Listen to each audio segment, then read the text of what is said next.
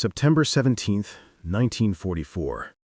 A 22-year-old machine gunner named Thomas Cotton Jones stepped onto the volcanic sand of Peleliu Island carrying 60 pounds of equipment, a photograph of his high school sweetheart tucked inside his helmet, and a small leather diary he'd promised to keep for her. Within hours, he would vanish into the chaos of what military historians now call one of the most brutal and unnecessary battles of the Pacific War. His body would be recovered, his personal effects scattered, but the diary, that small leather book containing his final thoughts, his fears, his love, would disappear as if it had never existed. For 70 years, Laura Mae Davis lived without closure. She married an Army Air Corps man in 1945, built a life, raised children, but never forgot the boy who wrote her letters in neat handwriting about coming home to Indiana. She never knew that on his last day alive, Cotton Jones had written 8 words that would change everything historians thought they knew about what really happened on that blood-soaked beach. She never knew because the diary had vanished, lost somewhere in the Pacific, buried under coral and sand, or so everyone believed. Then, in 2013, a phone call came to an elderly woman in Mooresville, Indiana. The voice on the other end was from the National World War II Museum in New Orleans. They had something that belonged to her, something impossible. After 70 decades of silence, Cotton Jones was about to speak again. The curator's hands trembled slightly as she opened the storage box. Inside, wrapped in acid-free paper, was a diary so damaged by time and battle that it seemed miraculous it had survived at all. The leather cover was stained dark. Whether from seawater, blood, or volcanic ash, no one could say for certain. Pages were stuck together, others were missing entirely, torn away by forces unknown. But there, on the inside cover, faded but legible, was an inscription that made the curator's breath catch. To Cotton, so you remember every moment until you come home to me. All my love, Laura Mae. Christmas, 1943. The diary should not have existed. Every expert who examined it said the same thing. The conditions it endured should have destroyed it completely. Salt water, tropical heat, humidity that rotted steel, volcanic ash that contained enough sulfur to eat through fabric and leather. Yet here it was, decades after the battle, recovered from a location the museum would only describe as a private collection that wished to remain anonymous. The vagueness of this explanation would later fuel speculation, conspiracy theories, questions about what the military knew and when they knew it. But in that moment, standing in the museum's conservation lab, the staff had only one thought. How do we tell her? Laura Mae Davis Burlingame was 90 years old when she received the call.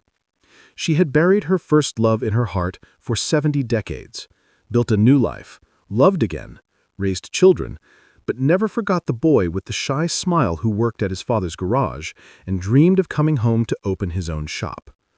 She had given him that diary 3 months before he shipped out, hoping he would fill it with mundane details, descriptions of islands she'd never heard of, complaints about the food, stories about his buddies, things that would make him seem close even across an ocean. She never expected him to document his own death. The museum flew her to New Orleans. They wanted to prepare her, to explain what they'd found, to manage expectations about the diary's condition, but nothing could prepare her for the moment they placed it in her hands. The weight of it, lighter than she remembered. The smell, musty and chemical from preservation efforts. The feel of the leather, no longer supple but dried and cracked like ancient parchment.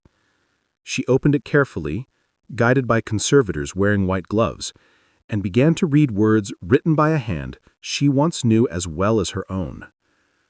The early entries were innocent.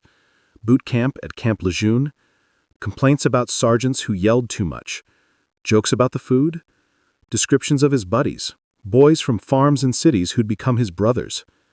He wrote about missing her, about the photograph he kept in his helmet, and about plans for after the war. A small house, nothing fancy, 2 kids, maybe 3. A garage where he could work on cars and not have to answer to anyone. Simple dreams that seemed impossibly distant as he wrote them from a troop ship crossing the Pacific. But as the pages progressed, something changed. The handwriting became more urgent, less careful. The entries grew darker. He mentioned things that didn't appear in any official record. Training exercises that went wrong. Men dying in accidents that were never reported. Orders that didn't make sense. A growing sense that something about their mission wasn't right. August 1944. Camp Pavuvu in the Russell Islands. Cotton Jones and the men of the 1st Marine Division prepared for an invasion that military intelligence promised would be quick. 4 days, they were told, maybe a week at most. Peleliu was a small coral island, barely 6 miles long, held by a Japanese garrison that aerial reconnaissance suggested was demoralized and weak. The island had an airfield the Americans needed, and taking it would be, in the words of one briefing officer, a straightforward operation. Cotton's diary entries from Pavuvu reveal something the official records don't. Doubt. Not about courage or capability, but about the intelligence itself. He wrote about conversations with veterans who'd been at Tarawa, at Saipan, at Guam. Men who'd learned that Japanese positions were never as weak as headquarters claimed. Men who'd walked into what was supposed to be light resistance and found fortified nightmares. The guys who've been in it before don't buy the 4-day story, Cotton wrote on August 20th. They've heard it before. They say the Japs don't quit. They say when intelligence calls something easy, start writing your letters home. The training on Pavuvu was brutal. Temperatures reached 120 degrees. The coral dust got into everything, eyes, throats, equipment. Men collapsed from heat exhaustion during maneuvers. But the worst part, according to Cotton's diary, was the feeling that they were training for the wrong battle. The practice landings assumed light opposition on the beaches. The tactical briefings focused on quickly securing the airfield and moving inland. Everything was designed for speed, for the quick victory intelligence promised. But on September 4th, just 11 days before the invasion, Cotton recorded something that wouldn't appear in any official history for decades. A meeting that technically never happened. A conversation that was never supposed to reach the lower ranks. He wrote about a sergeant, a man he identified only as Mac, who'd been pulled into a briefing with regimental intelligence. Mac came back to the company area after midnight, drunk, which was unusual, because Mac never drank. He gathered a small group of men, Cotton among them, and told them something that would haunt Cotton's final entries. Mac said they know, Cotton wrote, his handwriting shaky, different from his usual careful script. The smart boys know it's not going to be 4 days. They've got new photos, new intelligence. The Japs have been digging in for months. Caves, tunnels, positions we can't hit from the air. Mac said one of the intelligence officers told him off the record that we should expect 40% casualties in the first week. 40%! That's almost half of us gone. But they're not changing the plan. They're not telling the men. Mac said they need us to go in confident, not scared. He said they're sacrificing accuracy for morale. The next day's entry was short. I don't know if Mac was telling the truth or if the booze was talking. I want to believe he's wrong. I have to believe he's wrong. But I keep thinking about those Tarawa guys and how they look when they talk about the landing. Like they've seen something they can't unsee. I'm writing this down because if Mac is right, someone should know. Someone should know we knew something was wrong before we ever hit that beach. September 10th, 1944, 5 days before the invasion. The diary entries became more personal, more urgent. Cotton wrote letters within the diary, passages addressed directly to Laura Mae that he never intended to mail, things too raw, too honest for the censors to allow through, things he needed to say but couldn't send across the ocean. Laura, if you're reading this, it means I didn't make it back to tear these pages out like I planned. I'm sorry. I'm sorry you have to read these words instead of hearing me say them. I'm sorry I won't be there to open that garage we talked about. I'm sorry our kids won't exist. I'm sorry for all the moments we won't have. But I need you to know that every moment I did have, the good ones, the ones that mattered, you were in all of them. Even before I knew you, somehow you were there, like I was always walking toward you. He wrote about fear, not the abstract fear of death, but specific terrors that kept him awake. The fear of drowning in his equipment before reaching the beach. The fear of being wounded and left behind. The fear of dying badly, screaming, crying, not brave. The fear that his last thoughts wouldn't be noble or poetic, just animal panic. Everyone talks about dying for your country, he wrote. Nobody talks about how you'll probably die confused and scared, wondering what went wrong, why this is happening, wanting your mother. September 12th. 3 days out. The naval bombardment of Peleliu had begun. From the troop ships, the men could see the island on the horizon, see the explosions, feel the concussion of battleship guns through the deck. The bombardment was supposed to be devastating, supposed to eliminate Japanese resistance. Cotton recorded what the men around him were saying. Some believed it, some wanted to believe it. Others just stared at the island and said nothing. "We watched the island burn all day," Cotton wrote. "The whole thing looked like it was on fire. The officers say nothing could survive what we're throwing at them. But I keep thinking about what Max said, about the caves, about how they're underground where the shells can't reach. I keep thinking about how quiet everyone got when we saw the island, like we all know something we're not saying out loud, like we're all writing letters on our heads we hope nobody ever reads." September 14th, 1 day before landing. The final entry before Peleliu. Cotton's handwriting here was different again, smaller, more controlled, like he was forcing himself to be calm. He wrote about the men in his unit, described each one, their hometowns, their quirks, their dreams. "If I don't make it, and somehow this gets back to someone who cares, these are the guys I was with. Remember their names. They deserve to be remembered." Then he wrote about the machine gun. He was a gunner and a weapons platoon, which meant he'd carry a .30 caliber Browning machine gun, 47 pounds of steel and wood that would be his responsibility, his weapon, his burden. "The gun weighs almost as much as Laura Mae," he wrote. "I practiced with it today, one last time, loading, clearing, firing. The instructor kept saying, 'Treat it like your best friend. It's the only thing that will keep you alive.' But all I could think was how heavy it is, how heavy it's going to be on that beach, how I'm going to be slower than everyone else because of it, how if something goes wrong, I can't just run." The final paragraph of that entry, the last words Cotton Jones wrote before landing, has become one of the most quoted passages from any World War II diary. Not because it was eloquent or poetic, but because it was so utterly, devastatingly human. "Tomorrow morning we hit the beach. I don't know what's going to happen. I don't know if I'll be brave. I don't know if the gun will work, or if I'll freeze up, or if I'll do everything right and still die anyway. I just know that I'm more scared than I've ever been, and I'm not allowed to show it." If you find this diary, Laura Mae, if you're reading these words, it means I didn't make it back to burn this page like I should. It means the worst thing happened. But please know that my last thoughts were of you, that your face was the last good thing I thought about, that if there's anything after this, I'll be waiting for you at that garage we talked about, the one that doesn't exist, in the future we won't have. I love you. I'm sorry.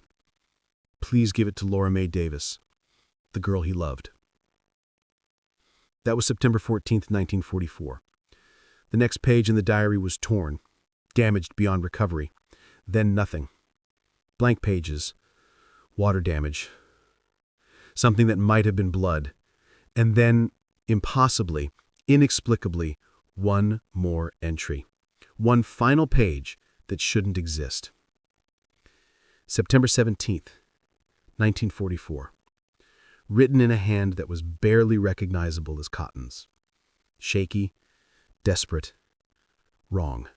The conservators at the National World War II Museum debated for 3 weeks whether to show Laura Mae this page. The paper was different from the rest of the diary, coarser, like it had been exposed to extreme heat. The ink was smeared, mixed with something that tests suggested was a combination of seawater and volcanic ash. But it was Cotton's handwriting, distorted by circumstance but unmistakably his.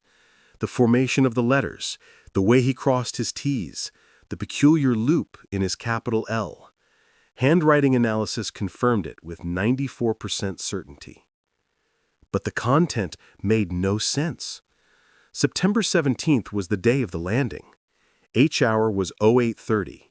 The Amtraks, those lumbering amphibious tractors, hit the beach at Peleliu under a wall of Japanese fire that intelligence had promised wouldn't exist. Within the first hour, 60% of the first wave was killed or wounded. The beach became a killing ground, a nightmare of fire and coral and screaming men. Machine gun positions that aerial reconnaissance had missed opened up from caves. Artillery that was supposed to have been destroyed by the naval bombardment rained shells on the landing zones. The Amtraks, designed to crawl over the coral reef and onto the beach, became floating coffins. Cotton Jones was in the third wave. His Amtrak took fire 400 yards from shore. According to the official casualty report filed by his company commander 3 days later, Corporal Thomas P. Jones was killed by enemy fire while approaching the beach. His body was recovered that evening and buried in a temporary cemetery on the island, later exhumed and repatriated. Purple Heart awarded posthumously. Next of kin notified October 3, 1944. So how did he write a diary entry on the beach? The entry itself was brief, maybe 60 words, but those words would spark decades of questions. Made it to the coral. Can't move forward. Jimmy hit. Martinez hit. Guns jammed. Water red. They're in the caves. Mac was right. They knew. This isn't 4 days. This is Tarawa again. Worse. The lieutenant is dead. We're pinned. I can see the airfield. So close. Laura, The sentence ended there. Just stopped, mid-thought, mid-word. The rest of the page was blank, except for what looked like a fingerprint in dried blood near the bottom corner. Type O positive. Cotton's blood type. When Laura Mae saw this page, she asked the question that everyone wanted to ask, but nobody had articulated. If he died on the beach, who recovered the diary? The museum had no answer. The official records showed Cotton's personal effects were collected and inventoried: dog tags, 1 photograph badly damaged, fragments of letters, no diary mentioned. His parents received a box 3 months after his death. Wedding ring he'd carried for Laura Mae, the photograph barely recognizable, a few letters, but no diary. When his mother asked about it, she was told personal diaries often didn't survive combat conditions. She accepted this. What choice did she have? So where had it been for 70 years? The museum's official position was vague to the point of uselessness. The diary came to us through a private collector who wished to remain anonymous. The collector indicated it was purchased from an estate sale of a World War II veteran who had served in the Pacific. We cannot provide more specific provenance information due to donor confidentiality agreements. But this explanation created more questions than it answered. What veteran had kept it? Why hadn't he returned it to Cotton's family? Had he known Cotton? Was he there on the beach? And most disturbing, had the diary been deliberately withheld? A retired Marine Corps historian named Dr. Richard Chen spent 6 months investigating the diary's provenance after the museum made it public in 2014.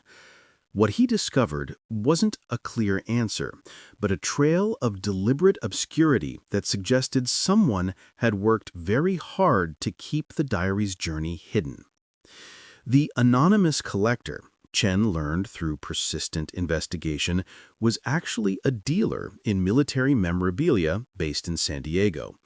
When pressed, the dealer admitted he'd purchased the diary in 2011 from the estate of a man named Walter Hoskins, a Navy Corpsman who'd served at Peleliu. Hoskins had died at age 89, never married, no children. His belongings were sold to settle debts. Among boxes of uniforms, medals, and photographs was a small leather diary that the estate sale company had almost thrown away due to its damaged condition. But here's where it got strange.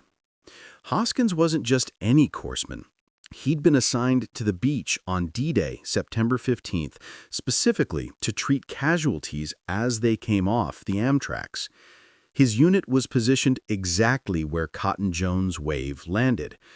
Chen found Hoskins' own war diary, donated to a different museum years earlier, and in it was a single line dated September 17th that made his blood run cold. Retrieved personal effects from unrecoverable KIA on coral outcrop. 5 items, including diary. Could not evacuate body due to position and ongoing fire. Marked location for graves registration. Unrecoverable KIA. Killed in action whose body couldn't be immediately retrieved. But Cotton's body had been recovered, had been buried, had been sent home. So either Hoskins was mistaken about which body he'd marked, or something else had happened, something the official records didn't reflect. Chen dug deeper. He found after-action reports, casualty lists, burial records. Cotton Jones was listed as recovered on September 17th at 1830 hours, just before dark. But Hoskins' diary entry was time-stamped 1420 hours. That's a 4-hour gap. In those 4 hours, something happened that nobody documented officially. Chen interviewed 3 surviving members of Cotton's company, men now in their late 80s, their memories faded but still sharp about that day. All 3 remembered Cotton. 2 remembered he'd been carrying a diary. 1 remembered seeing him on the coral, pinned down, maybe 30 yards from shore. He was trying to get his gun working, the veteran said, his hands shaking as he spoke. The gun had jammed. He was exposed, trying to clear it. I saw him take a hit. I saw him go down. Then the smoke got thick, and I lost sight of him. But here's what made no sense.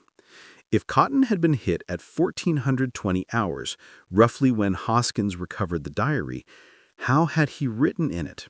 The last entry was dated September 17th. The handwriting was his. The blood was his. But the timeline was impossible. Unless he hadn't died instantly.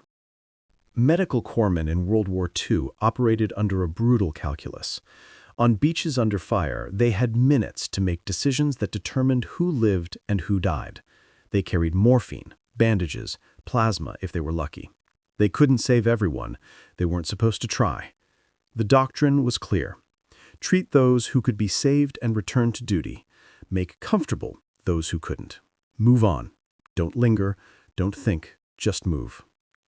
Walter Hoskins had been 19 years old on Peleliu Beach, barely trained, terrified, doing a job that would give him nightmares for the next 67 years. In a letter he wrote to his sister in 1946, discovered among his effects, he described what it was like. You can't imagine what it means to decide someone is going to die. To look at a boy your own age, bleeding, calling for his mother, and know you can't help him. Know you have to leave him. Know you have to take your morphine and your bandages to someone else who has a chance. I still see their faces. All of them. Every single one. One of those faces, Chen believed, was Cotton Jones. The timeline suggested Cotton had been wounded around 1420 hours, probably in the initial moments after his Amtrak grounded on the coral. Hoskins found him sometime in the next 30 minutes, assessed him, made the decision that couldn't be unmade. Then took his personal effects, standard procedure for men who couldn't be immediately evacuated. The effects were supposed to be logged and sent to graves registration. But Hoskins kept the diary. Why? In another letter, written in 1952 to a veterans counselor, Hoskins came closest to explaining. There was a Marine on the coral, gut shot, maybe 20 years old. He was conscious when I got to him. That was the worst part, when they were conscious. He knew. I could see he knew. He had a diary in his pocket and he kept trying to show it to me. Kept saying a name, Laura something. Kept saying please. I took the diary.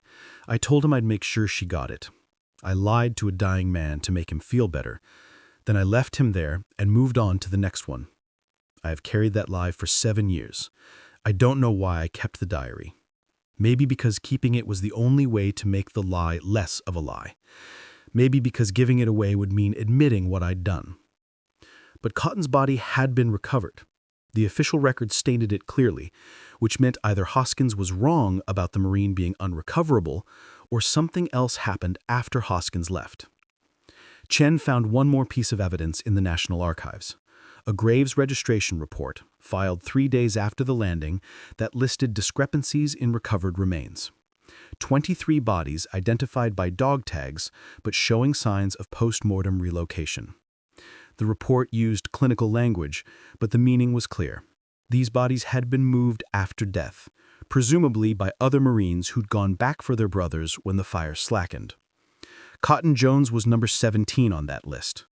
Someone had gone back for him, after Hoskins had pronounced him beyond help, after the diary had been taken. Someone had crawled back onto that coral outcrop, under fire or in darkness, and brought Cotton's body back. Who? The records didn't say. The survivors Chen interviewed couldn't remember. That was the nature of Peleliu, they explained. Everyone did things they couldn't remember later. Trauma erased details, left only impressions. Fire, blood, screaming. The specifics blurred together into one continuous nightmare. But the diary remembered. That final entry, written in handwriting that barely looked human, suggested something the official records would never acknowledge. Cotton Jones hadn't died instantly. He'd had time. Time to know he was dying. Time to write one last message. Time to hope, against all evidence, that somehow someone would make sure Laura Mae knew he was thinking of her at the end. The story could have ended there. A tragic footnote to a brutal battle. A diary lost, then found, revealing nothing more than one young man's final moments. But in 2015, a researcher named Patricia Voss found something in the declassified intelligence files that changed the entire narrative. Peleliu wasn't supposed to happen. Not in September 1944, not the way it did, not with the casualties it produced. 3 weeks before the invasion, Naval Intelligence had delivered updated reconnaissance to SINCPAC headquarters. The new photographs, taken at low altitude by brave Navy pilots, showed something the earlier images had missed. The Japanese had transformed Peleliu into a fortress. Not the typical beach defenses the Americans had learned to overcome, but something new. Something worse. Colonel Kunio Nakagawa, commanding the Japanese garrison, had studied every American amphibious assault since Guadalcanal. He'd learned that beach defenses failed, that banzai charges wasted men, that fighting the Americans on their terms was suicide. So he'd done something radical. He'd abandoned the beaches. Instead, he'd carved Peleliu's coral ridges into a honeycomb of caves and tunnels, 500 fortified positions connected underground, invisible from the air, impervious to naval bombardment.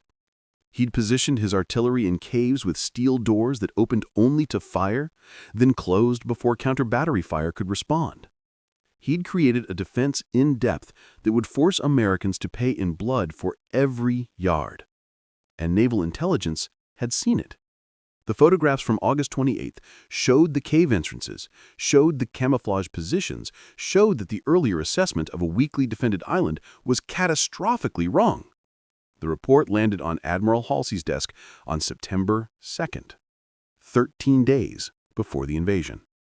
Halsey read the report and immediately recommended canceling the operation. Peleliu, he argued, wasn't worth the casualties the new intelligence predicted. The airfield could be bypassed. The island could be isolated and left to wither. But the decision wasn't his alone.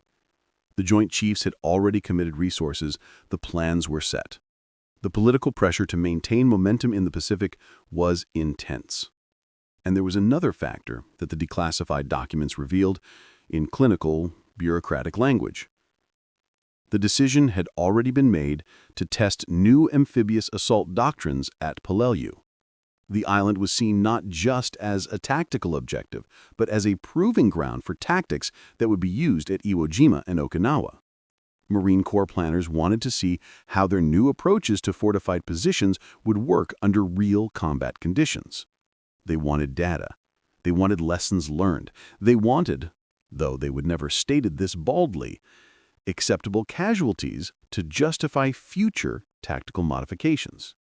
So Peleliu went forward, with commanders knowing the intelligence was worse than what the troops were being told. with casualty estimates that were classified higher than the battle plans themselves, with what one internal memo called an acceptable level of attrition for the strategic value gained. Mack, the sergeant who Cotton said warned them, hadn't been drunk-talking. He'd been telling the truth. They knew. Not everyone.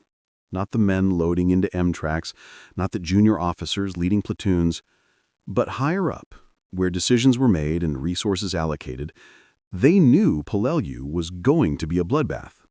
The official battle plan called for 4 days.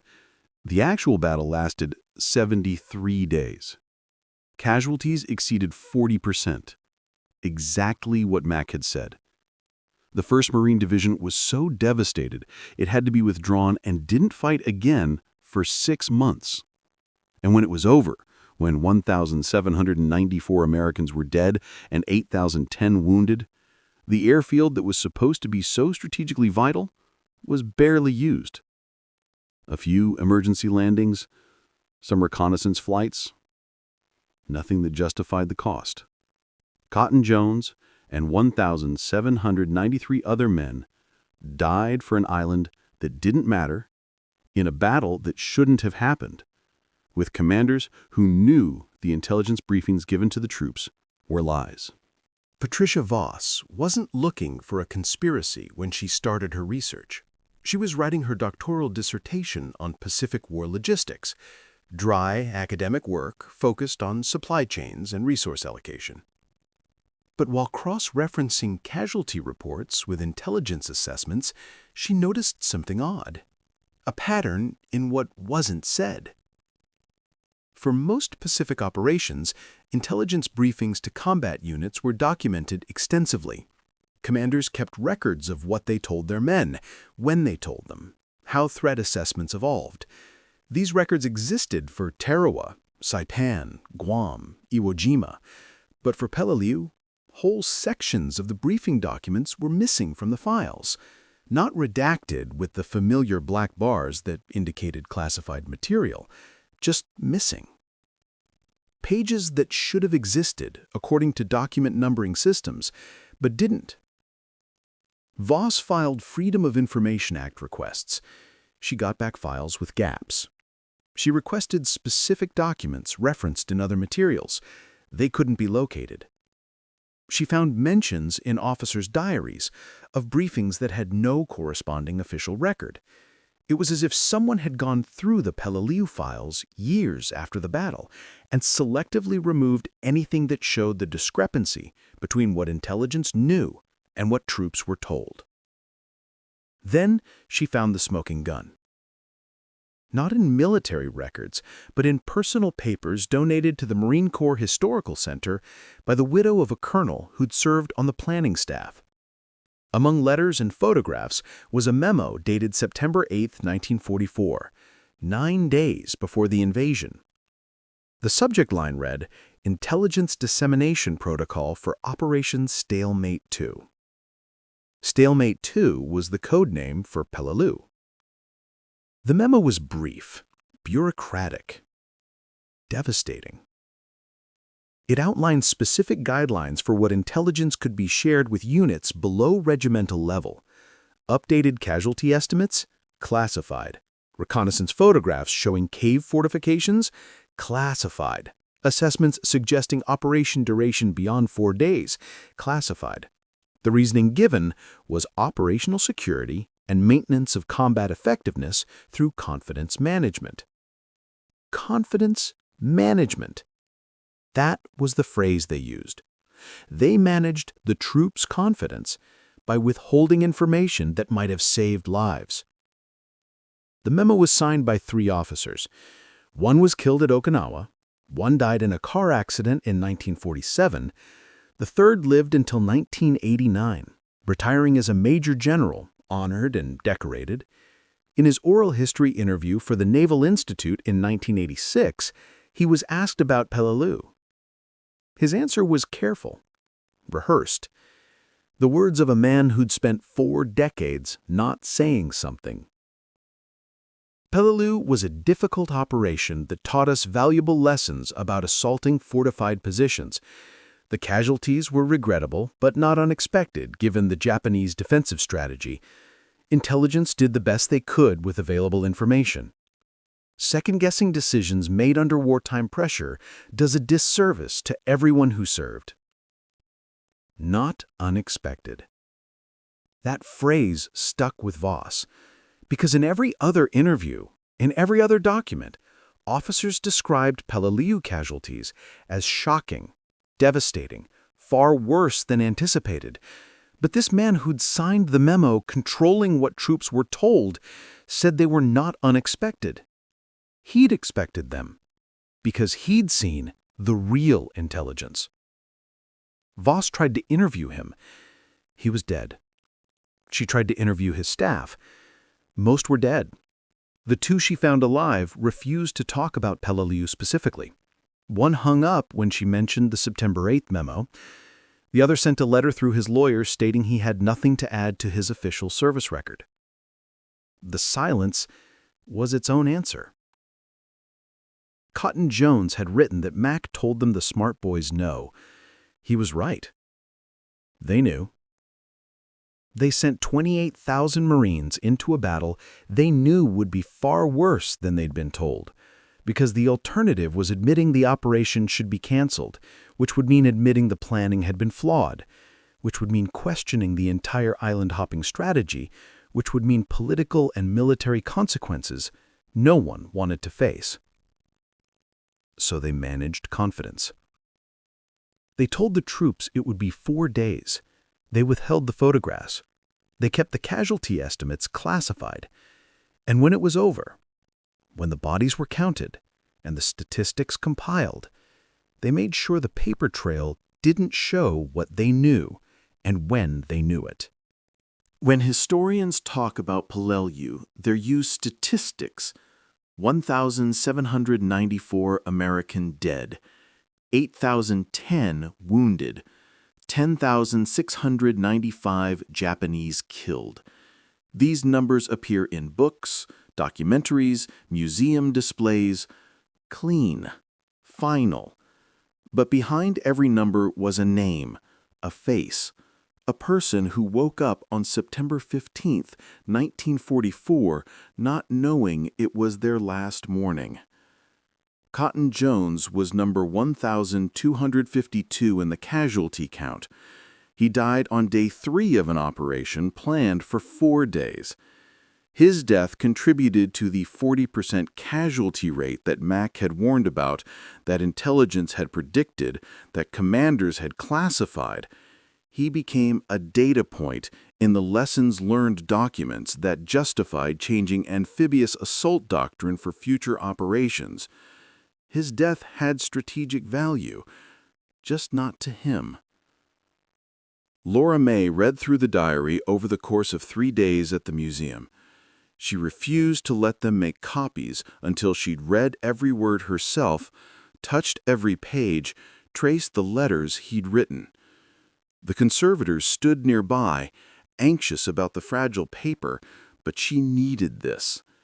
70 years of not knowing, and now she knew too much. She read about his fear, his doubts, his love for her that he'd carried across an ocean into hell. She read the entry about Mac's warning, about how they knew something was wrong. And she read that final, impossible entry, written in handwriting that looked like it came from someone else entirely, someone who was bleeding out on volcanic coral while the world exploded around him. When she finished, she sat in silence for 20 minutes. The museum staff didn't interrupt. What could they say? Finally, she spoke, and a camera recording oral histories captured her words. He knew. They all knew something wasn't right. And nobody listened. Nobody stopped it. They sent my Cotton and all those other boys into that knowing. And for what? An airfield they barely used? A test? I've spent 70 years thinking he died for something important, something that mattered. But he didn't, did he? He died because someone decided his life was an acceptable cost for data. The museum director started to offer the standard reassurances. All military deaths have meaning. They died for freedom. Their sacrifice wasn't in vain. Laura Mae cut him off. Don't you dare try to make this noble. Cotton was 22. He wanted to fix cars and have babies and grow old. That's what they took from him. That's what they took from all of us who loved him. And they knew. That's what I can't forgive. They knew it would be worse than they said, and they sent them anyway. She was right. And the tragedy was that Peleliu wasn't unique. Throughout the Pacific War, throughout all wars, commanders made calculations balancing objectives against casualties. Sometimes those calculations were necessary. Sometimes they saved more lives than they cost. But sometimes they were just bureaucratic momentum, political pressure, the inability to admit a mistake before men died for it. Peleliu was supposed to secure an airfield for the invasion of the Philippines, but by the time the battle ended in November, MacArthur had already landed in the Philippines. The airfield was strategically obsolete before the island was secured. The 73-day battle that was supposed to last 4 days had accomplished nothing that couldn't have been achieved by bypassing the island entirely, exactly as Halsey had recommended. Cotton Jones died for a bureaucratic decision that someone was afraid to reverse. One name kept appearing in documents related to Cotton's recovery: Private First Class Joseph Martinez, listed as KIA on September 17th, same day as Cotton, same company, same wave. But unlike Cotton, Martinez's body wasn't recovered until September 19th, and when it was found, he wasn't where he should have been. He was 40 yards from where he'd been reported down, moved post-mortem, found next to another body that Graves' registration initially couldn't identify due to damage.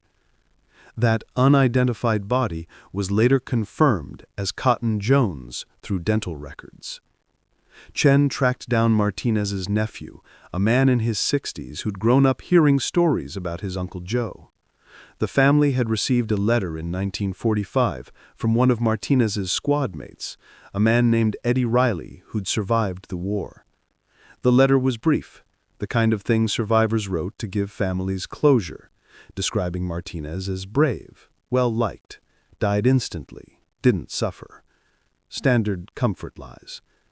But there was one line that never made sense to the family. Joe went back for his buddy when he didn't have to. That's the kind of man he was. Went back. What did that mean? Martinez had been killed in the initial landing. How could he have gone back? The nephew had always assumed it was poorly worded, that Riley meant Martinez had stayed to help someone instead of taking cover. But now, looking at the timeline of when bodies were recovered, the nephew wondered if there was more to it. Chen found Eddie Riley's name in a nursing home database. He was 94, living in Florida, his memory fading, but still sharp about some things, about that day especially. When Chen called and mentioned Peleliu, there was a long silence. Then, Riley asked a question that made Chen's hands shake. "Did you find the diary?" Riley knew about it. He'd been there. He agreed to an interview, recorded audio that Chen later donated to the National Archives. What Riley described was a scene that appeared in no official record, a moment of humanity in mechanical hell that explained why 2 bodies were found together 2 days after they'd been reported killed. The third wave hit the coral at 0915. Cotton's Amtrak grounded short, forcing the men to wade through chest-deep water under fire. Cotton, carrying the machine gun, was slower than the others. He made it to the coral shelf 30 yards from shore and went down, hit in the abdomen. Martinez, who'd been right behind him, saw him fall. "We were supposed to keep moving," Riley said, his voice weak but clear. "That was the doctrine. Don't stop for wounded. The corpsmen will get them. Keep the momentum, keep moving or you die." Joe knew that. We all knew that. But Cotton was his buddy. They'd gone through training together. Joe stopped. Riley and 2 others kept moving, found cover behind a destroyed Amtrak, pinned down by machine gun fire from the ridge. They stayed there for 3 hours, watching men die, watching the beach turn red, watching the carefully planned assault dissolve into chaos. Around 1400 hours, the fire slackened for a moment. The Japanese were repositioning, reloading, dealing with their own casualties. "Joe wasn't with us anymore," Riley continued. "I'd lost track of him in the fire. I figured he was dead. Then, I saw him. He was crawling back onto the coral where Cotton went down.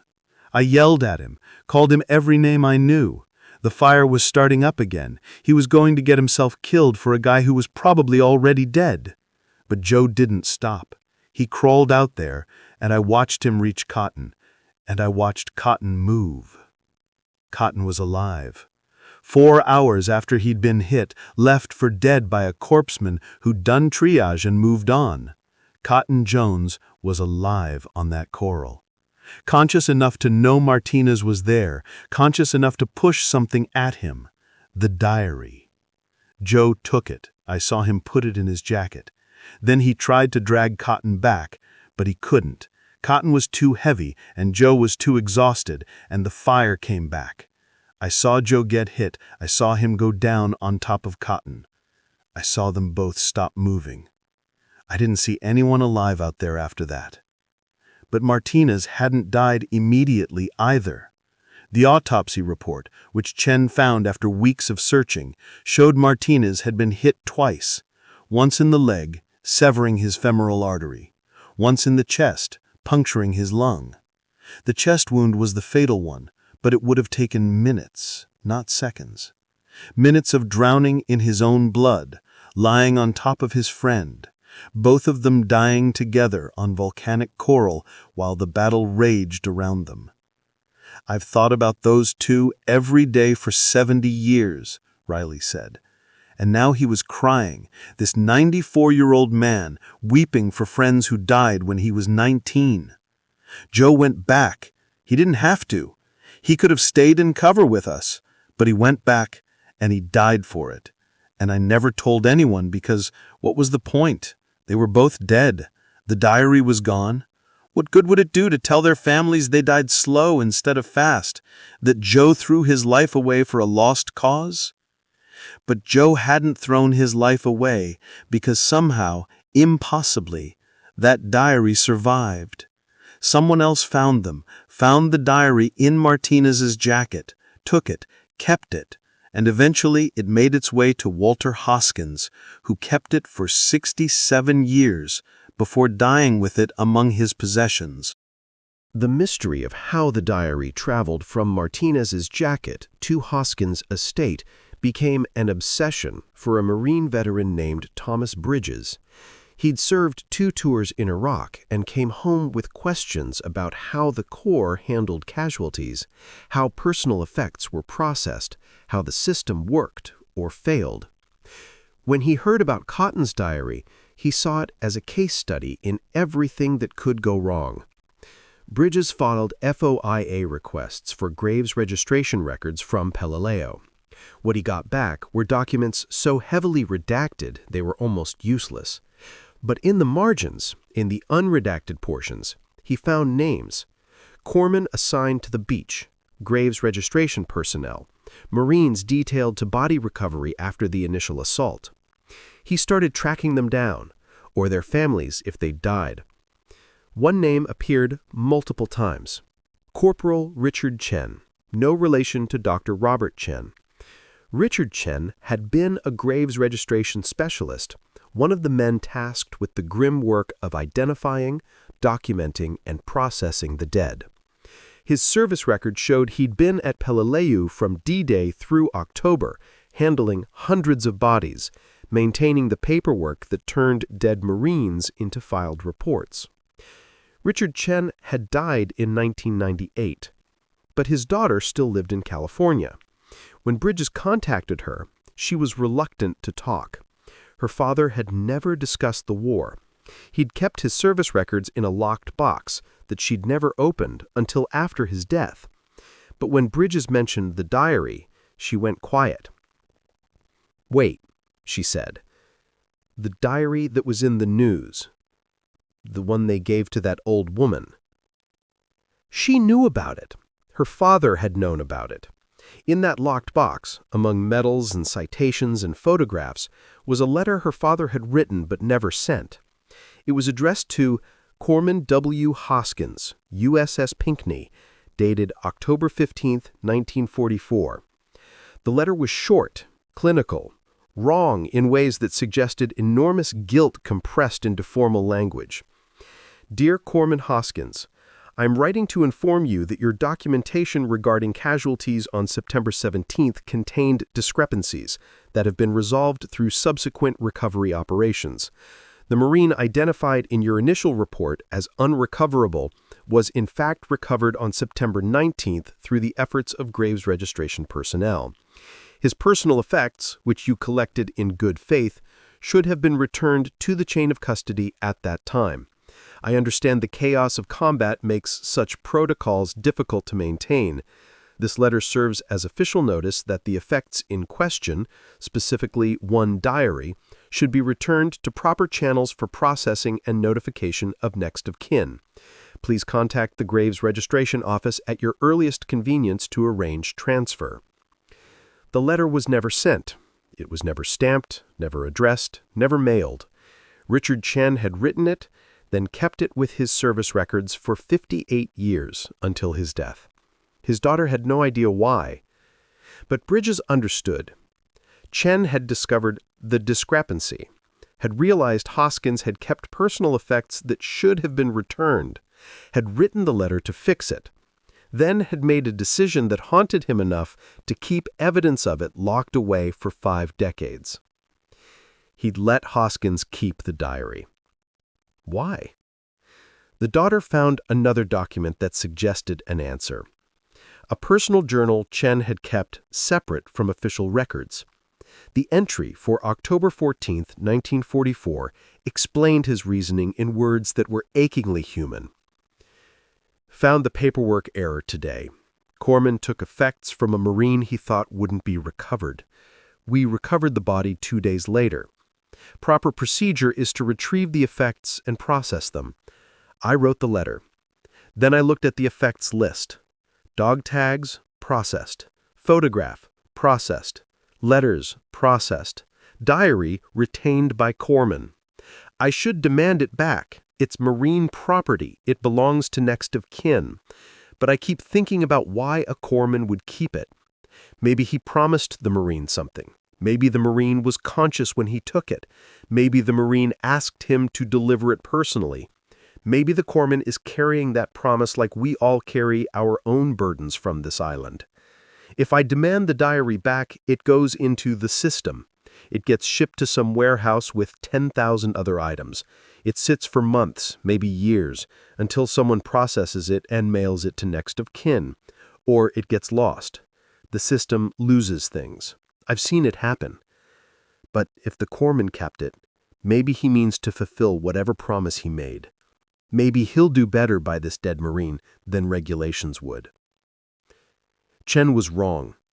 Hoskins never delivered the diary, never contacted Laura Mae, never fulfilled whatever promise he might have made.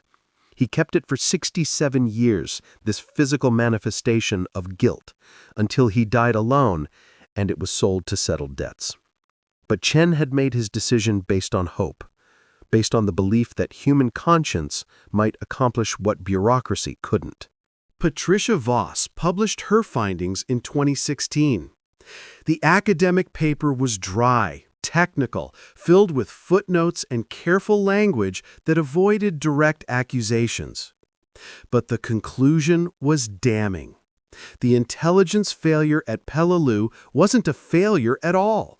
It was a decision to prioritize operational momentum over accurate threat assessment, made at command levels that insulated decision-makers from the consequences of their choices. The paper got little attention outside military history circles. One academic journal published it. A few historians cited it. The general public never heard about it because 70-year-old bureaucratic decisions don't make headlines. But within the Marine Corps, it caused quiet discomfort. Not because anyone denied the facts, but because acknowledging them meant acknowledging something that questioned the entire command structure. The Marine Corps' official response was carefully neutral. The operation at Peleliu was conducted according to the strategic and tactical understanding of the time. All decisions were made with the information available and the pressures of ongoing Pacific operations. Second-guessing wartime decisions with peacetime hindsight serves no constructive purpose. But some veterans disagreed. A group of Peleliu survivors, now in their 90s, wrote an open letter to the Commandant of the Marine Corps. They didn't demand apologies or acknowledgement. They asked for something simpler and somehow more profound. They wanted the truth added to the official history. They wanted the record to show that intelligence knew the battle would be worse than troops were told. They wanted Cotton Jones and the 1,793 others who died to be remembered not just as casualties of war, but as casualties of specific decisions made by specific people. The request was denied. The official history of Peleliu remained unchanged. The lessons learned documents stayed classified. The memos about intelligence dissemination protocols remained in archives that required specific clearances to access. The system protected itself the way systems always do, by maintaining the narrative that served institutional interests rather than historical accuracy. But the diary existed. Laura Mae made sure of that. She donated it to the National World War II Museum with one condition. It had to be displayed publicly, with the full context of what Cotton wrote, what he knew, what happened to him. The museum agreed. Now, in a climate-controlled case in New Orleans, visitors can see the diary. They can read Cotton's words about Mac's warning. They can see the impossible final entry. They can draw their own conclusions about what it means. Some visitors see it as a tragic story of war's chaos, where miscommunication and fog of battle led to unfortunate outcomes. Others see it as evidence of systemic problems with how military institutions prioritize objectives over lives. Both interpretations exist side by side, and the museum doesn't choose between them. They present the diary, the documents, the timeline, and let people decide. But there's one detail the museum added after Voss published her research. Next to the diary is a small placard with a quote from that September 8th memo about confidence management through intelligence dissemination protocols. No context, no explanation, just the words themselves, letting visitors make the connection between what commanders knew and what Cotton wrote about Mac's warning. The museum exhibit includes more than just Cotton's diary. After Laura Mae's donation, other families came forward with materials related to Peleliu: photographs, letters, journals kept by men who survived. Together, they paint a picture of what that September morning looked like, beyond the statistics and tactical maps. One photograph shows Cotton's unit before they boarded the transports. 42 men arranged in rows, all wearing the same expression of forced confidence. The photo is dated September 14th, taken on the deck of the USS Sea Runner. Someone had written names on the back in pencil, identifying each face. 26 of those names have small crosses next to them, added later by a survivor, marking who didn't make it. Cotton is in the second row, third from the left.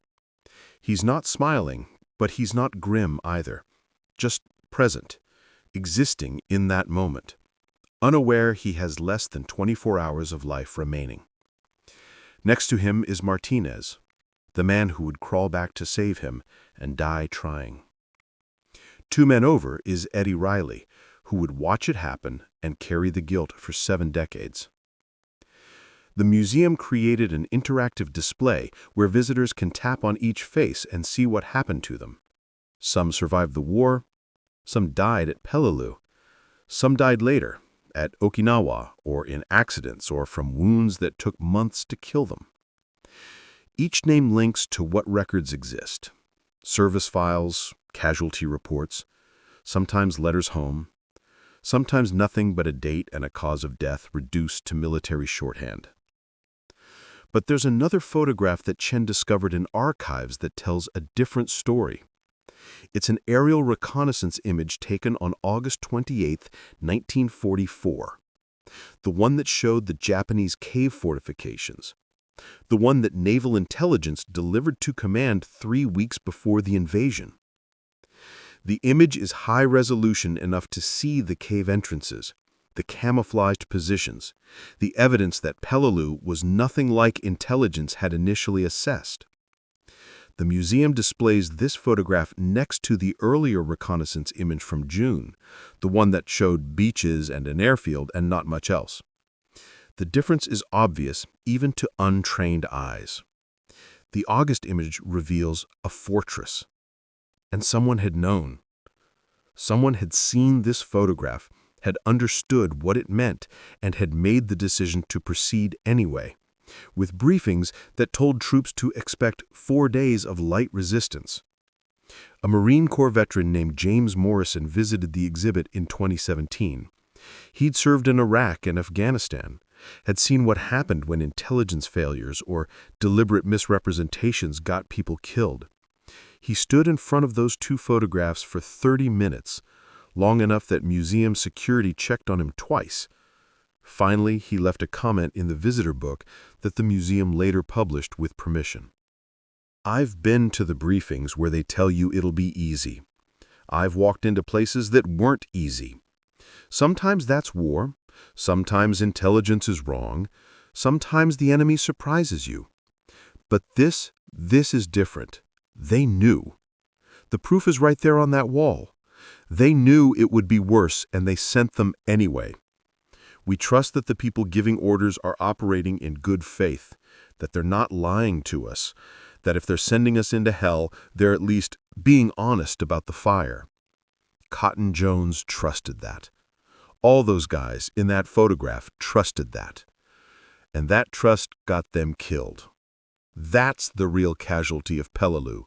Not just the 1,794 dead, but the trust that dies when you realize the institution you serve will sacrifice you for reasons it won't even admit.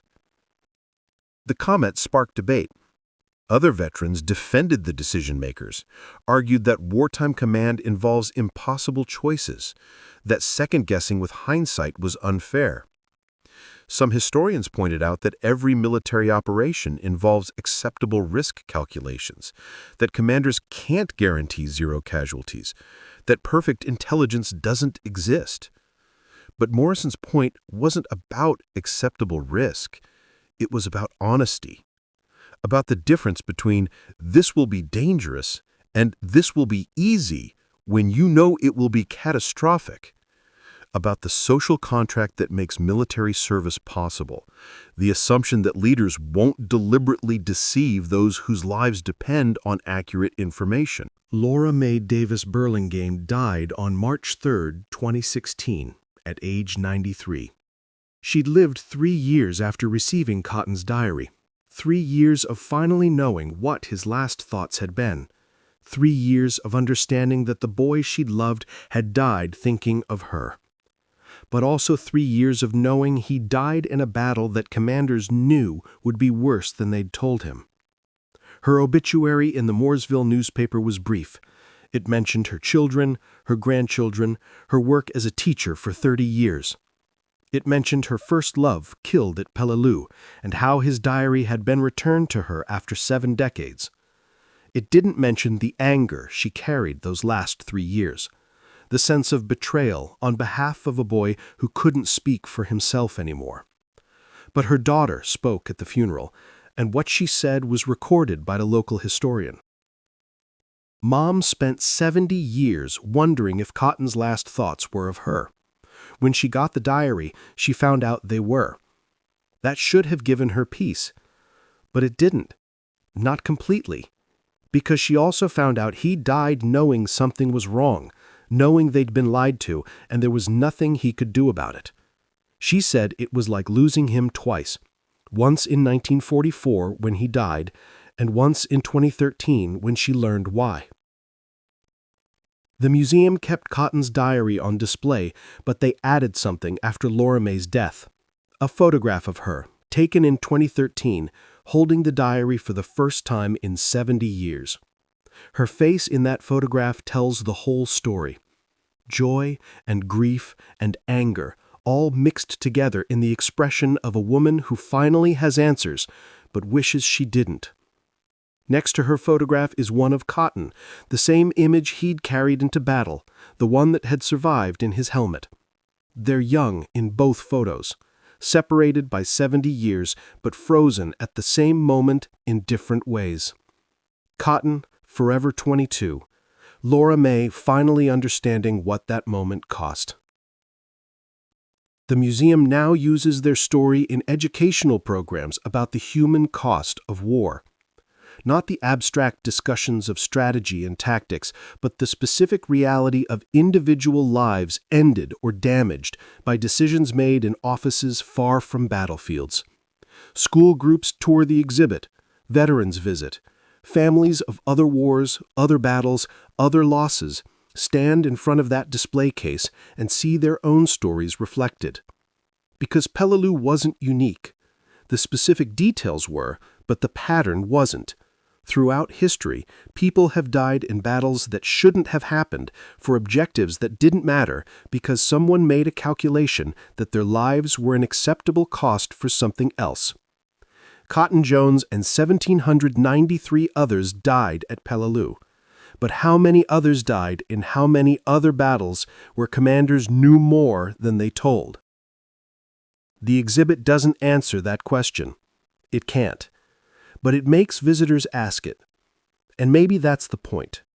Maybe the real purpose of preserving Cotton's diary, of displaying those reconnaissance photographs side by side, of telling Laura Mae's story, isn't to assign blame for something that happened 80 years ago. Maybe it's to make people think about what honesty costs and what dishonesty costs, and which one we can actually live with. Eddie Riley died 6 months after giving his interview to Dr. Chen.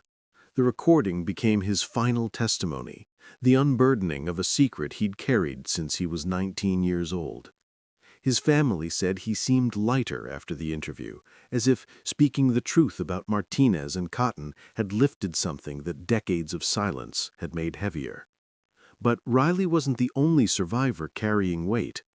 In 2018, the museum launched an oral history project specifically focused on Peleliu. They found 47 men still alive who'd been there, men now in their mid-90s running out of time to tell their stories. What emerged from those interviews was a pattern of knowledge and silence that extended far beyond Cotton Jones' diary. They'd known. Not all of them, not the privates loading into Amtraks, but the NCOs, the staff sergeants and gunnery sergeants who'd been through previous campaigns, they'd known something was wrong with the briefings. They'd seen the disconnect between what intelligence said and what their experience told them, and they'd made a choice, each of them individually, to either warn their men or maintain operational confidence. Gunnery Sergeant Walter Pierce had been a squad leader in Cotton's battalion. He survived Peleliu, survived the rest of the war, lived to age 96. In his interview, recorded 3 months before he died, he described the impossible position NCOs found themselves in. "You know it's worse than they're saying. You've been in enough fights to recognize when headquarters is selling sunshine. But what do you do? Tell your men the brass is lying? Destroy their confidence before they even hit the beach? Or keep your mouth shut and hope somehow you're wrong? Hope the intelligence is right this time, even though you know it isn't." I chose silence. I told my boys what I was supposed to tell them. 4 days, light resistance, will be off the island in a week. And I watched them believe me because they trusted me. Then I watched them die because I didn't warn them. This wasn't unique to Peleliu. This was the machinery of every military operation, the necessity of maintaining morale even when truth might serve better. But at Peleliu, the gap between what commanders knew and what troops were told was so large that it broke something in the men who survived. They came home carrying not just the standard trauma of combat, but the specific burden of knowing they'd been deceived, that their friends had died for reasons that didn't match what they'd been told. The suicide rate among Peleliu survivors was notably higher than other Pacific campaigns. The VA noticed, but never investigated why. The pattern was there in the statistics. Men who survived the battle but couldn't survive the peace, who drank themselves to death or put guns in their mouths, or simply faded away from depression that medications couldn't touch. The official cause was always listed as combat trauma, PTSD, the general psychological cost of war. But some families knew there was more to it. Robert Johnson's father had been at Peleliu. He'd survived physically intact, came home, got married, had kids, worked construction for 40 years. But he never talked about the war, never joined veteran organizations, never attended reunions. And in 1987, at age 63, he killed himself in his garage with carbon monoxide. No note, no explanation, just gone. 20 years later, Johnson found his father's war diary while cleaning out his mother's house after her death. The entries from Peleliu were sparse, factual, emotionless. But there was one passage dated November 1944, 2 months after the battle, written while he was recovering at a base hospital. "We knew it was wrong. The briefings didn't match what we'd seen before. The sergeants knew. Some of them tried to tell us in ways that wouldn't get them court-martialed. But we wanted to believe. We wanted to believe it would be easy because the alternative was too terrible to think about. So we let ourselves be lied to. We participated in our own deception. And when it went bad, when it was everything the sergeants had warned us about and worse, we couldn't even be angry because we'd chosen to believe the lie. That's what I can't forgive. Not the commanders who lied, not the intelligence that was wrong, but myself for wanting it so badly for it to be easy that I ignored every sign it wouldn't be." This was the hidden cost of Peleliu. Not just the dead, but the living, who carried the knowledge that they'd survived something that might have been prevented if someone had made different choices. If Halsey's recommendation to cancel had been accepted. If the intelligence showing the cave fortifications had been shared with the troops. If someone, somewhere in the chain of command, had been willing to admit the operation should be reconsidered.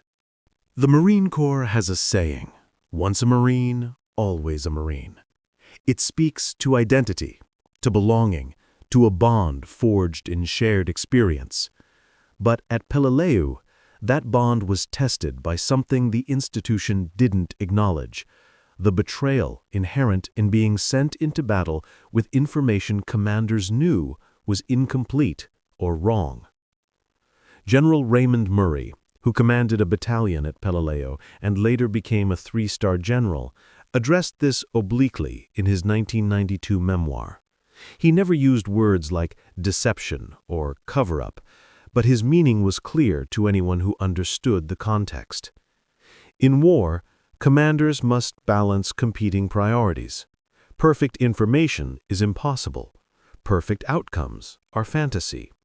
We make decisions with incomplete knowledge, under impossible pressure, and men die because of those decisions. That is the burden of command. What haunts me about Peleliu is not that men died, death is inevitable in war, but that some died because we prioritized strategic considerations over tactical honesty. We knew more than we told them. We had reasons, good reasons, in the context of maintaining operational momentum and morale. But those reasons don't make the dead any less dead, or the deception any more justified. This was as close as anyone at Murray's level ever came to acknowledging what Voss's research had proven. But even this measured admission came 48 years after the battle, in a memoir published when most decision-makers were dead and institutional consequences were minimal. The active-duty Marine Corps never made such acknowledgments. The official histories remained sanitized, clinical, focused on tactics and outcomes rather than decision-making processes and information flow. But within the institution, Peleliu became a case study taught at command schools, not in the official curriculum, but in the informal education that happens in bars and officer clubs where senior Marines mentor junior ones. The lesson wasn't written down, but it was transmitted. Don't lie to your men about what they're walking into. They'll trust you once. If you break that trust, you'll never get it back, and neither will the institution. Colonel Marcus Wright, teaching at the Marine Corps War College in 2015, included Cotton's diary in a presentation about intelligence dissemination and command responsibility. He didn't have official approval. He just showed the photographs of the reconnaissance images, read excerpts from Cotton's entries about Mac's warning, and asked his students a question. You're a battalion commander. Intelligence delivers updated reconnaissance showing the operation will be significantly worse than initial assessments. You're told to maintain the briefing to preserve morale and operational security. Your Marines trust you. What do you do? The answers split roughly in thirds. 1/3 said they'd follow orders and maintain the briefing, trusting that higher command had reasons for their decision. 1/3 said they'd find a way to warn their men without explicitly contradicting the official line, using the same coded language Mac had used. 1/3 said they'd refuse the order and demand the intelligence be shared, accepting whatever career consequences followed. Wright's response to all three groups was the same. Whichever choice you make, men might die because of it. But only one choice lets you look at yourself in the mirror afterward. Only one choice preserves the trust that makes this institution function. And only one choice means that if those men die, they at least die knowing the truth. Wright was forced to retire 6 months later. The official reason was budget cuts and force reduction. The unofficial reason, whispered in officer circles, was that his presentation had made too many senior officers uncomfortable. That talking about Peleliu in those terms raised questions about other operations, other decisions, other times when troops were told one thing while commanders knew another. The institution protected itself, as institutions always do, by making the conversation difficult to have. But it couldn't erase Cotton's diary. It couldn't unmake the photograph showing reconnaissance that proved commanders knew. It couldn't silence the survivors who decided in their final years that truth mattered more than institutional comfort. Laura Mae had taught elementary school for 30 years. 3rd grade, the age where children still believe adults have all the answers, where authority figures are assumed to be honest, because why would they lie? She'd spent her career trying to be worthy of that trust, and then she'd learned that the institution Cotton had trusted had deliberately withheld information that might have saved his life. Her daughter found letters Laura Mae had written but never sent, drafted in the months after receiving the diary. One was addressed to the Secretary of Defense, one to the Commandant of the Marine Corps, one to the President, all saying essentially the same thing. Acknowledge what happened, add it to the official record, let the families know their sons and husbands and fathers died because someone made a choice that valued strategy over honesty. None of the letters were mailed. Her daughter asked why, in those final months before Laura Mae died. The answer was simple and heartbreaking. Because Cotton's not here to speak for himself, and I can't speak for him without wondering if I'm putting my anger in his mouth. Maybe he would have understood. Maybe he would have said the commanders did what they had to do. Maybe he would have forgiven them. I can't know, so I can't pretend to speak for him. All I can do is make sure people know what he wrote, what he knew, what he experienced, and let them decide what it means. But there was another letter Laura Mae did send, to a high school in Indiana, offering to speak to history classes about the diary and what it revealed. She gave 3 talks before her health declined. A teacher at one of those talks recorded her final presentation. The video's grainy, the audio poor, but her words are clear. I want you to understand something about war that the movies don't show you. It's not just about the people who die. It's about everyone connected to them who lives with the absence. Cotton and I talked about having 2 kids, maybe 3. Those children don't exist. They were never born because he died on a beach in 1944. And their children don't exist, and their children's children. There's a whole family tree that was cut down before it could grow, and I'm the only one who knows what it might have looked like. She paused, and in the video you can see her struggling with emotion, this 92-year-old woman trying to explain something that went beyond words. When I got the diary, I learned he died thinking of me, thinking of that future we'd planned. And I learned he died knowing something wasn't right, knowing they'd been lied to. So now I carry both of those things, the knowledge that he loved me to the end, and the knowledge that the end didn't have to happen when it did, the way it did. And I don't know which one weighs more. A student asked her if she was angry at the military. Her answer became the most quoted part of that talk. I'm angry at the decision, not the institution. I'm angry at the calculation that said lying to young men about what they were walking into was acceptable if it preserved morale. I'm angry that nobody ever admitted it, that the families were never told, that the history books still say Peleliu was just a hard battle when it was a battle that commanders knew would be worse than they told the troops. But I'm not angry at Cotton's buddies, or the sergeants who tried to warn them, or even most of the officers who were following orders they didn't make. I'm angry at the system that made that kind of deception possible, and then protected itself by never acknowledging it happened. That distinction mattered to her. She didn't want Cotton's story used to attack veterans or to diminish military service. She wanted it to stand as evidence that institutions, even necessary ones, even ones built on honor and sacrifice, can make choices that betray the people they're supposed to protect, and that acknowledging those choices, learning from them, is the only way to prevent them from happening again. In 2019, a Marine officer named Captain Sarah Chen, granddaughter of Richard Chen, the Graves registration specialist, requested access to her grandfather's service records. She'd grown up knowing he'd been at Peleliu, knowing he'd carried something heavy from the war, but never knowing what. After his daughter showed her the unsent letter about Cotton's diary, Sarah wanted to understand the full context of the decision her grandfather had made. What she found in the archives was a pattern.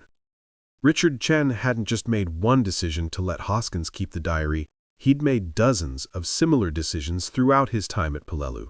Small acts of discretion where he'd chosen humanity over regulation, where he'd let things slide that technically violated protocols, where he'd prioritized what seemed right over what was required. A corpsman who'd kept a wounded Marine's wedding ring to personally deliver to the widow instead of shipping it through official channels. A sergeant who'd taken letters from a dead friend to make sure they were actually mailed instead of lost in the system. A chaplain who'd kept personal Bibles that should have been inventoried and returned through proper procedures, but instead were given directly to grieving families. Richard Chen had documented all of it, not in official reports, but in his personal journal. Each entry noting the violation, explaining his reasoning, accepting responsibility if it ever came back on him. He'd created his own parallel record of all the times he'd chosen compassion over compliance, all the small rebellions against a system he believed was failing the dead and their families. The journal's final entry, dated November 30th, 1944, as he was leaving Peleliu, summarized his philosophy in words that his granddaughter would later have inscribed on his headstone. "I have broken regulations 47 times in 76 days. I have allowed personal effects to leave proper custody. I have permitted unauthorized personnel to handle remains. I have failed to enforce documentation protocols. I have done all of this knowingly, deliberately, accepting that if discovered, I will face consequences. But I have also ensured that 47 families received something beyond a form letter and a flag, something personal, something that says their loved one mattered as an individual, not just as a casualty number. If that costs me my career, so be it. I can live with a court-martial. I cannot live with being complicit in a system that treats the dead as paperwork." He was never court-martialed. The violations were never discovered, or if they were, someone chose to look the other way. Richard Chen came home, lived a quiet life, and died having never told anyone about his small rebellion against regulations that valued procedure over people. But his granddaughter understood. She was facing her own version of the same question. The modern Marine Corps had changed, had learned some lessons from Vietnam and Iraq and Afghanistan. But institutions are slow to change, and the fundamental tension between operational necessity and individual humanity remained.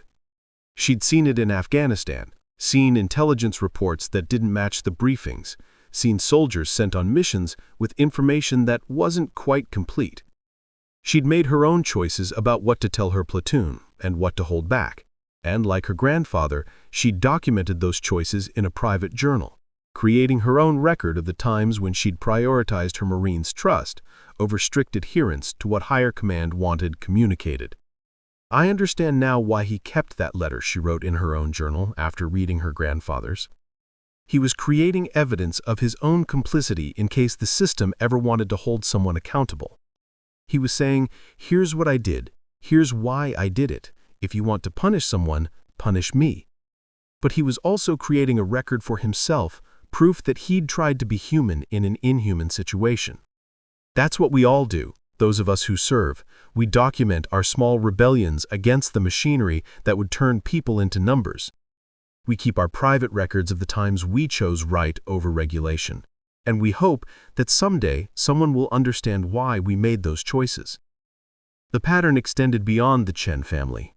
Across the country, families of Peleliu veterans were discovering similar private records, journals, letters, personal notes that showed a widespread awareness among those who'd been there that something about the operation had been fundamentally wrong.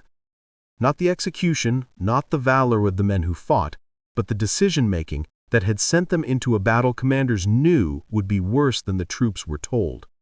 These private records never became official history. They remained scattered, personal, uncoordinated. But together they formed a shadow archive, a counter-narrative to the sanitized official version, preserved by people who believed that truth mattered, even when institutions found it inconvenient. Cotton Jones's diary sits in its climate-controlled case in New Orleans, a small leather book that somehow survived 70 years of loss and silence. Over 200,000 people have viewed it since it went on display. They come from everywhere, veterans and civilians, young and old, American and foreign. They stand in front of that case and read his words and see the photographs and draw their own conclusions. Some see a tragic story of war's inevitable chaos. Some see evidence of institutional failure. Some see both. The museum doesn't tell them what to think. It just presents the evidence. The diary, the reconnaissance photographs, the timeline, the documents, the oral histories. Here's what happened. Here's what was known, and when it was known. Here's what Cotton wrote. Here's what Laura Mae experienced. Decide for yourself what it means. But the diary's impact extends beyond the museum. It's been cited in military ethics courses, in discussions about command responsibility, in debates about transparency and trust within hierarchical organizations. It's become a touchstone for conversations about the social contract between those who give orders and those who follow them. Military academies use Cotton's story as a case study, not to shame the institution, but to illustrate the long-term cost of short-term deceptions. Trust once broken takes generations to rebuild. Men who feel they were lied to don't just lose faith in specific commanders, they lose faith in the institution itself. And that loss of faith ripples outward, affecting recruitment, retention, morale, effectiveness. The Marine Corps has never officially acknowledged that troops at Peleliu were given intelligence briefings that commanders knew were incomplete. But in 2020, the Commandant issued new guidance on information dissemination in combat operations. The language was bureaucratic, but the intent was clear. Commanders have a responsibility to share threat assessments as accurately as possible, even when that information might be demoralizing. The guidance cited no specific historical examples, but everyone who'd followed the debate about Cotton's diary understood the subtext. This was as close as the institution could come to admitting that Peleliu had taught a lesson about honesty, even if that lesson took 76 years to formalize into policy. Laura Mae didn't live to see that guidance issued, but her daughter did, and she understood it for what it was. Not an apology. Institutions don't apologize for decisions made by people long dead, but an acknowledgement that the pattern of deception Cotton had documented couldn't be allowed to continue. That the trust between Marines and their commanders was too valuable to risk on information management and confidence maintenance. Cotton's diary achieved what Laura Mae had hoped for in those unsent letters. Not vindication, not punishment, not even formal acknowledgement, but change. Incremental, bureaucratic, easy to miss if you weren't looking, but real. Today, in a small cemetery in Indiana, Cotton Jones is buried under a headstone that lists his name, his dates, and the words, Corporal, USMC, Peleliu. Next to his grave is a newer stone, placed there in 2016. It bears Laura Mae's name, her dates, and a single line. Finally together, finally home. She'd asked to be buried next to him, this man she'd loved for 2 years and mourned for 70. Her family honored that request. Now they rest side by side, the boy who never came home and the woman who waited a lifetime for answers. Visitors sometimes leave items at Cotton's grave: flowers, flags, small stones in the Jewish tradition of remembrance. But most often they leave letters, written notes saying, "Thank you for your service," or "I'm sorry for what happened," or "Your story matters." The cemetery doesn't remove them. They accumulate against the headstone, a physical manifestation of how one Marine's diary has touched thousands of people who never knew him. Because that's what Cotton's story ultimately represents.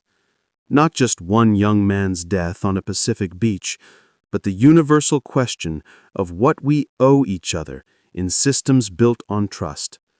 What commanders owe troops, what institutions owe individuals, what those in power owe to those who have given them authority. Cotton trusted that if he was being sent into battle, he was being told the truth about what he faced. That trust was betrayed, and the consequences of that betrayal rippled forward for 70 decades, touching lives that would never know his name, but would be affected by the lessons learned from his death. The diary remains on display, will remain there for as long as the museum exists. A small leather book, damaged and worn, containing words written by a 22-year-old who just wanted to come home and fix cars and have a family. Words that documented not just his death, but the death of trust between institutions and the people they're supposed to serve. Young Marines visit that exhibit now. They read Cotton's words about Mac's warning, about knowing something was wrong but being powerless to stop it. They see the reconnaissance photographs that proved commanders knew the intelligence briefings were incomplete, and they ask themselves the question every service member must eventually confront. If ordered into a situation where they suspect they're not being told the full truth, what will they do? There's no right answer to that question. But Cotton's diary ensures they at least have to ask it. And maybe that's enough. Maybe the purpose of preserving these difficult histories isn't to provide answers, but to make sure future generations understand the weight of the questions. Cotton Jones died on Peleliu Beach on September 17, 1944. But his voice, preserved in ink and leather, and the testimony of those who refused to let his story be forgotten, still speaks. It asks us to remember that behind every casualty statistic is a person. Behind every military decision is a human cost. And behind every institutional narrative is a truth that someone decided was too inconvenient to share. His diary made sure that truth could no longer be hidden, and in doing so, honored not just his memory, but the memory of all who died in battles they weren't honestly prepared for, in wars they didn't fully understand, trusting institutions that sometimes valued strategy over their lives. The thunder of Peleliu's guns fell silent 80 years ago.